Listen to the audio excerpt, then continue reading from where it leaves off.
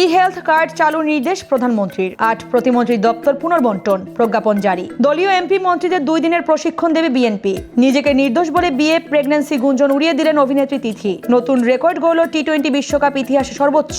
5 দিনে বিভিন্ন এয়ারলাইন্সের 176 ফ্লাইট বাতিল, বেবিচক। জনগণের চিকিৎসা সেবা নিশ্চিত করতে ই-হেলথ কার্ড চালুর নির্দেশনা দিয়েছেন প্রধানমন্ত্রী তারেক রহমান। দুপুরে সচিবালয়ে প্রধানমন্ত্রীর দপ্তরে স্বাস্থ্য মন্ত্রণালয়ের মন্ত্রী, প্রতিমন্ত্রী, উপদেষ্টা ও স্বাস্থ্য বিশেষজ্ঞদের সঙ্গে এক বৈঠকে এ নির্দেশনা দেন সরকার প্রধান। প্রধানমন্ত্রীর অতিরিক্ত প্রেস সচিব আতিকুর রহমান রুমন পরে সাংবাদিকদের তথ্য জানান। তিনি বলেন, এ ব্যাপারে মন্ত্রণালয়কে আরো সক্রিয় হওয়ার নির্দেশ দিয়েছেন প্রধানমন্ত্রী। এছাড়া দুর্গম এলাকার স্বাস্থ্য কেন্দ্রগুলোতে যেন চিকিৎসকরা নিয়মিত উপস্থিত থাকেন সেজন্য স্বাস্থ্যমন্ত্রীকে তাগিদ দিয়েছেন প্রধানমন্ত্রী। সরকারের 8 প্রতিমন্ত্রীর দপ্তর পুনর্বণ্টন করে প্রজ্ঞাপন জারি করেছে মন্ত্রী পরিষদ বিভাগ। শিল্প এবং বস্ত্র ও পাট প্রতিমন্ত্রী মোহাম্মদ শরীফুল আলমকে বস্ত্র ও পাট মন্ত্রণালয়ের দায়িত্ব দেওয়া হয়েছে। কৃষি, মৎস্য ও প্রাণী সম্পদ এবং খাদ্য মন্ত্রণালয়ের দায়িত্বে থাকা সুলতান সালাউদ্দিন টুকু এখন শুধু মৎস্য ও প্রাণী সম্পদ মন্ত্রণালয় দেখবেন। সড়ক পরিবহন ও সেতু, রেলপথ এবং নৌ পরিবহন দেখভাল করার হাবিবুর রশিদকে রেলপথ মন্ত্রণালয় ও সড়ক পরিবহন ও মহাসড়ক বিভাগের দায়িত্ব দেওয়া হয়েছে।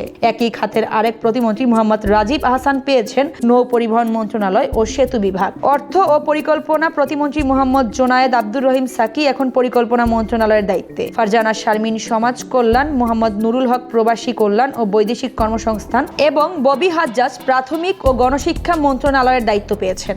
আসন্ন সংসদের প্রথম অধিবেশনকে সামনে রেখে নিজ দলের সংসদ সদস্য ও মন্ত্রিসভার সদস্যদের 2 দিন ব্যাপী প্রশিক্ষণ কর্মশালার উদ্যোগ নিয়েছে বিএনপি। 6 ও 7 মার্চ এ কর্মশালার আয়োজন করেছে দলটি। গুলশানে বিএনপি চেয়ারপারসনের কার্যালয়ে এই কর্মশালার উদ্বোধন করবেন দলের চেয়ারম্যান। দলীয় সূত্রে জানা গেছে, বিএনপির 209 জন সংসদ সদস্যের মধ্যে 146 জনই প্রথমবারের মতো নির্বাচিত হয়েছেন। এমনকি সরকারের মন্ত্রিসভার অনেক মন্ত্রী ও প্রতিমন্ত্রীও এবারই প্রথম সংসদ সদস্য হিসেবে শপথ নিয়েছেন। মূলত সরকার পরিচালনায় দক্ষতা বাড়ানোই এই প্রশিক্ষণের মূল লক্ষ্য।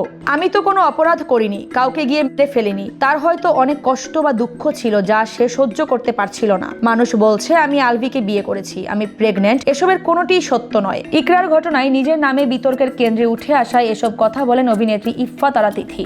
নেপাল থেকে ফিরতে দেরি হওয়া প্রসঙ্গে তিনি জানান, আমরা চেষ্টা করেছিলাম যেন অন্তত আলভি আগে ফিরতে পারেন, কিন্তু সম্ভব হয়নি। অনেকে বলছেন আমার বাসা ভাড়া আলভি দিত, অথচ আমি নিজের কষ্টের টাকায় বাসা ভাড়া দেই। এখন আমার রুটি রুজিতে হাত পড়েছে। শুরুতেই অনিশ্চয়তা থাকলেও শেষ পর্যন্ত দর্শক সংখ্যায় নতুন ইতিহাস গড়ল আইসিসি টি-20 বিশ্বকাপ 2026। সেমিফাইনাল, ফাইনাল বাকি থাকতেই টুর্নামেন্টের দর্শক সংখ্যা 500 মিলিয়ন ছাড়িয়েছে, যা এই আসরের ইতিহাসে সর্বোচ্চ।